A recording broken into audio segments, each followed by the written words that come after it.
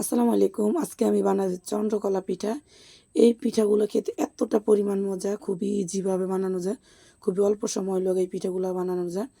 আর খেতে একদম খুবই মজা হয় এই পিঠাগুলো। চলুন আপনাদের সাথে শেয়ার করি কীভাবে এই পিঠাগুলো বানাইছি।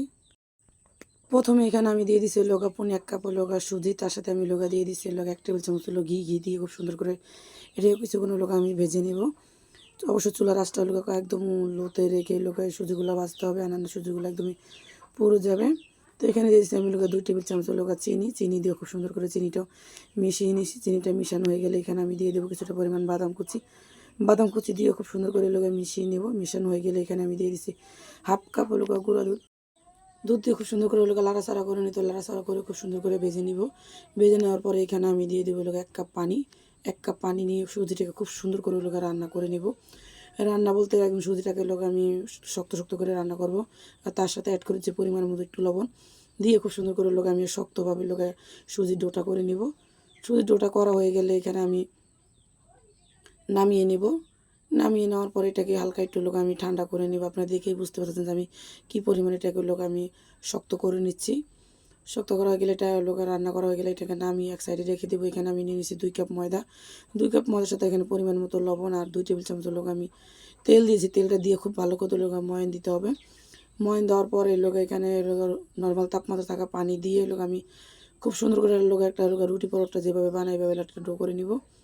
খুব ভালো করে সময় নিয়ে এটা মুথে ডোটা করতে হবে।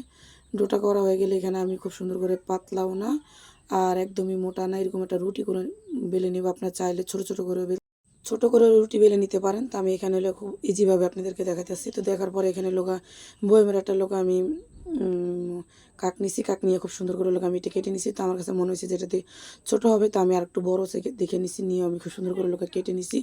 কেটে নেওয়া গেলে এখানে আমি ভিতরে পুরটা দিয়ে দেবো। পুরটা দিয়ে চারিদিকে একটু পানি লাগিয়ে দিব। পানি লাগিয়ে একটা ছুরির সাহায্যে খুব সুন্দর করে আমি কেটে নিব। আপনারা কি স্ক্রিনে দেখে বুঝতে পারতেছেন কীভাবে কাটতেছি। কেটে মুখের যে সাইডটা এটাকে আমি খুব সুন্দর করে হালকা একটু আলতো হাতে এটাগুলোকে আমি পিঠার পাতার মতো শেপ দিয়ে দিব। দিলে খুব সুন্দর করে চন্দ্রকলা পিঠা হয়ে যাবে। খুব ইজিভাবে আমি দেখিয়ে দিচ্ছি আপনাদেরকে।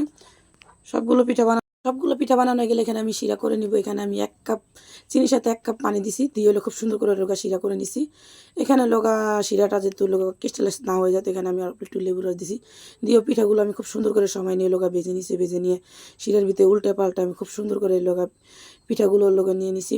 খুবই অল্প সময়ে চন্দ্রকলা পিঠাটা আপনারা বানিয়ে নিতে পারেন। দেখে কতটা সুন্দর হয়েছে পিঠাগুলো, খুবই পারফেক্ট হয়েছে। রেসিপিটা ভালো লাগলে অবশ্যই লাইক শেয়ার কমেন্ট করবেন।